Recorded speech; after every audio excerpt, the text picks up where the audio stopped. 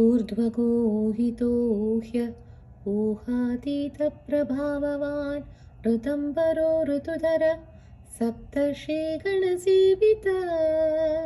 He who put up with changes and modifies. He who was great beyond expectations. He who was truth of himself. He who supported season. He who was served by group of 7 rishis.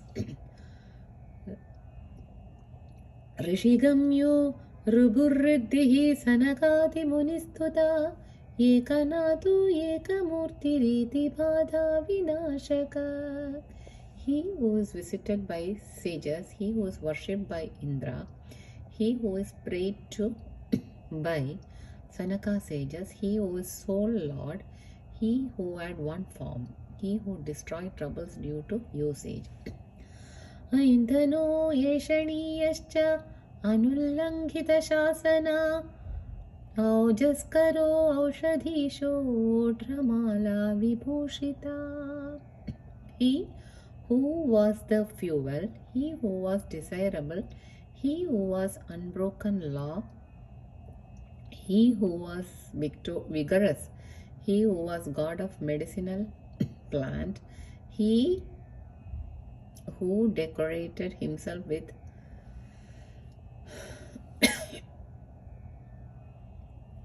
rose garland. औषधः सर्वतापानां समानाधिक्यवर्जितः कालभृत्कालदोषज्ञा कार्यज्ञा कर्मकारका. He who was medicine for all sufferings, he who avoided making everything same, he who made time, he who destroyed problems due to time, Kala Doshakna. He who was an expert in doing jobs, he who made duty.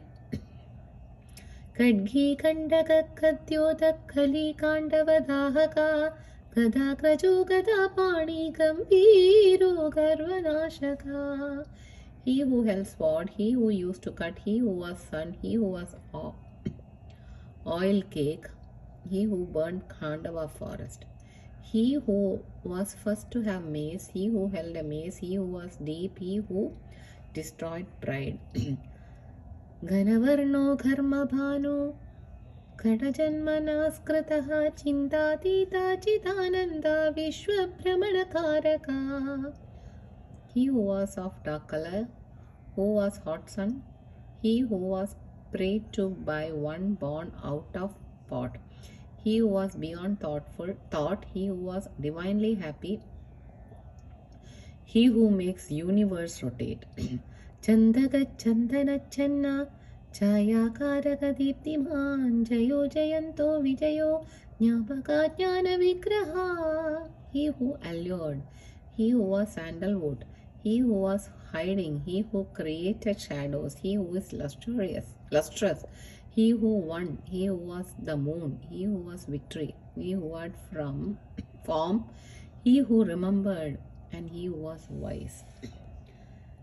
चर्चरापन्निवारका जनज्जनितनूपुरा डङ्गडीगप्रणमिता सङ्कटीगप्रणमिता ठक्कुरोडम्बनाशका.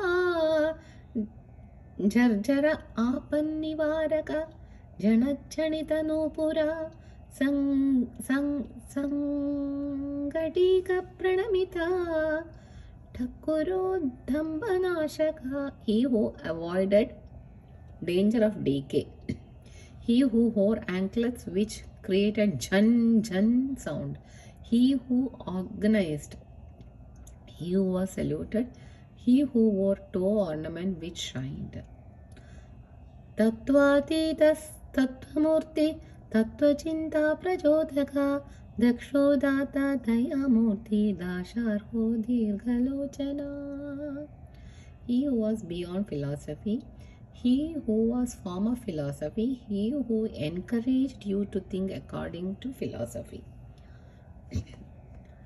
पराजिष्णु परन्धामा परानन्द सुखप्रदा बालनेत्रा पणिशायी पुण्या पुण्यफलप्रदा.